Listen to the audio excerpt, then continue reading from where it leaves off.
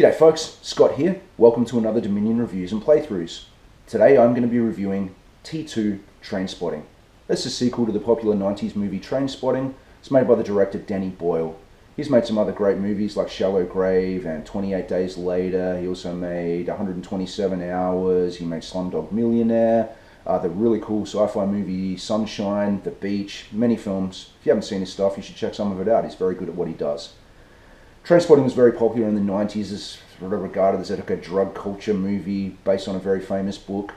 It was a very dark, controversial and funny movie that came out at the time. It really launched Ewan McGregor's career, made him a big superstar. He went on and did a lot of work, as I'm sure you know. The original movie did very well. I'm not sure how it would translate to younger folk now watching it who weren't around in the 90s. It might not be relevant to them perhaps, I'm not sure. But if you like the original movie, then you will like this movie. If you like the original movie and you haven't seen it in a long time and you have every intention of seeing this new one, I'd really recommend watching the old one first before you go and see this. If you're all over it and you've seen it recently and you're already waiting to go see this movie, it was good. Don't worry about this review, just go see it, watch it later. I don't want to spoil anything for you. If you've never seen the original Trainspotting, I'd really recommend you see it first before you see this one. If you didn't like it, you won't like this. It's really well done. All the original cast come back. The same director came back. I was pretty excited about for it. As me with my no trailer policy, I went in not knowing anything about it other than having seen a poster that had the four main characters in it and knowing that the same person made it. My wife had seen the trailers. She actually turned to me after the movie finished and was like, "That was heaps better than I thought it would be." And I asked her why. And she said, well, the trailers were very derivative of the old movie. They used the similar scenes. They cut it together in a way that it looked like the first movie. The original Trainspotting, if you've seen it, I'm sure you know, the main character played by Ewan McGregor, who is Renton, he pretty much narrates the entire movie to you. He's your go-to character that explains everything that's going on and you see it through his eyes. He has a very famous monologue throughout that movie about choose life, where he's talking about how, the world expects him to be an adult and have, a mortgage he can never pay off and 2.5 kids and drive 2 hours to work and live in his parents' shoes and all this kind of stuff.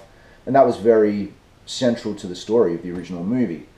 The trailer for the new one, having watched it after I saw the movie, has a similar dialogue going on throughout the trailer. Now, he does have another choose life dialogue in this movie, but it's very contextual and it made sense why he did it. But the trailer gives you the impression that it's just rehashing everything they've done previously, and that wasn't the case at all. So she was pleasantly surprised. The movie is about the four main characters from the original movie, like I said, being Renton and Spud and Begbie and Sick Boy. Renton's still kind of lost, Spud's still a dead shit who's drug fucked, Begbie is still insane, and Sick Boy is still a schemer. Not much has changed. I don't want to go too spoilery on this. I'm really just going to discuss maybe elements that were in the trailers. If you haven't seen the trailers and you're like me and you don't want to know anything about it, like I said, stop watching, check this out later on. In relation to what I mentioned with the trailer, with the fact that it seems like it was derivative of the old movie and you're just going to see the same things all over again, like I said, it's really not the case. The director, Danny Boyle, said there's less than 1 minute of footage from the original movie in this movie, but that 1 minute is integrated across the entirety of the film and it's done very, very well. There's a bunch of scenes that might be reminiscing the characters talking about things that happened previously, and there might be elements from the original movie playing in the background or on a wall. It's very, very nicely done. One scene in particular which I want to talk about that was in the trailer, so I don't feel like I'm spoiling anything for you, is Renton has gone obviously to his home where the original movie took place, and his mother has passed away. It's just his father living there now. And there's a really nice scene where he's sitting at a table with his father having dinner, which is the same table that they had in the original movie in the same kitchen. But with his mother gone, they've cleverly put a shadow on the wall just behind her chair to show where she used to sit. And it's really beautifully done. The film is really well shot. There's some fantastic scenes in there. There's some really clever special effects.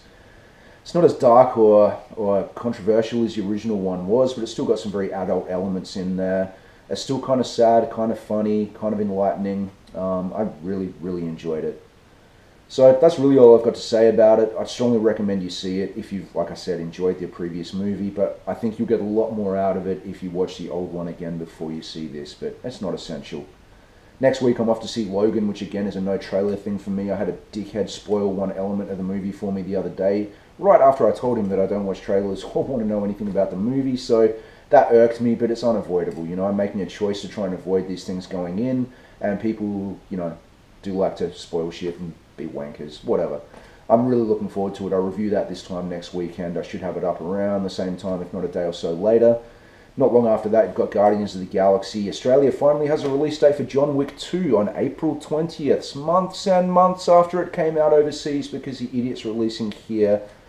I don't know what their mentality was, but I'm still very keen to see it. Alien Covenant's coming up. It's going to be a big year for movies, and I'm looking forward to reviewing them all. So, if you've been watching my reviews and you enjoy them and you haven't yet subscribed to my YouTube channel, press the button on that side of the screen and please subscribe. If you have any friends you think would benefit from watching these things or would enjoy what I've got to say, please recommend it to them. I want to build my fan base. I want to do more movies. I want to make this a regular thing. So, thanks again for your time. Thanks for watching.